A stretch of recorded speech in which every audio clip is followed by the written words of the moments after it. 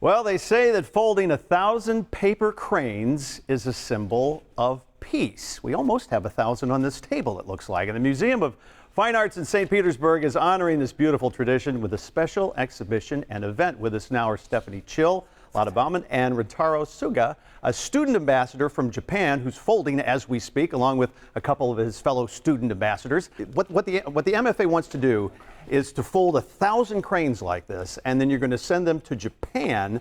And in Japan, they're hosting an event in honor of this. Very exciting stuff. Explain why the students are here, and there's a lot going on here with origami. Yes. Well, this project, the event that's happening on Saturday, Folding 1,000 Paper Cranes, is in conjunction with the exhibition, which, as you mentioned, Above the Fold is a contemporary origami exhibition. It's redefining how we look at origami. And in the research that I was conducting while planning for this exhibition, I learned about the legend of 1,000 cranes. And the legend is if you fold 1,000, your wish will be granted. And that started with a little girl who was affected by the radiation from the atomic bombs in Hiroshima. Sadako Sasaki. Yes, she was 2 when the bomb was dropped, and she developed leukemia around the age of 10. She actually folded close to 1,300 cranes. Wow. So her wish, unfortunately, wasn't granted. She didn't get better, but when she reached 1,000, she realized that she loved spending time folding and looking at the colors of the paper. It's got to be very therapeutic. Yes. Oh, it is. I've tried folding many times, and it takes time. You have to really focus on what you're doing. It's about precision, and that's why folding 1,000 can be a little bit difficult. Sure. So we wanted to incorporate that action, the engagement of folding in our exhibition, and so we've actually aimed to fold 1,000 to send to Hiroshima in Japan. Now, I didn't realize that St. Petersburg had a sister city in Japan. Is this a thing just for this program that's going on, or has this always been a partnership? We have had Takamatsu in Japan as a sister city since 1961. Okay. And each year we send 3 student ambassadors to Takamatsu, high school juniors, and then they stay there for about 11 days. And the students come, 3 students come to stay with us.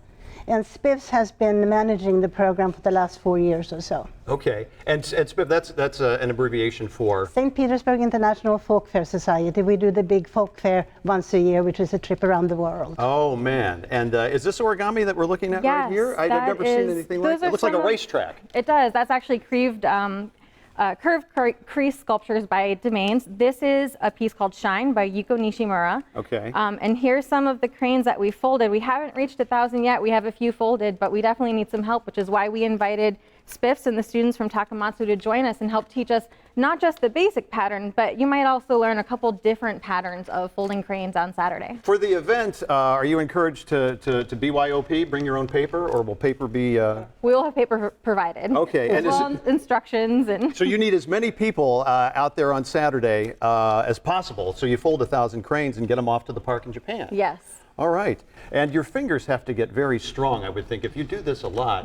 Not for the arthritic. Or maybe it helps arthritis.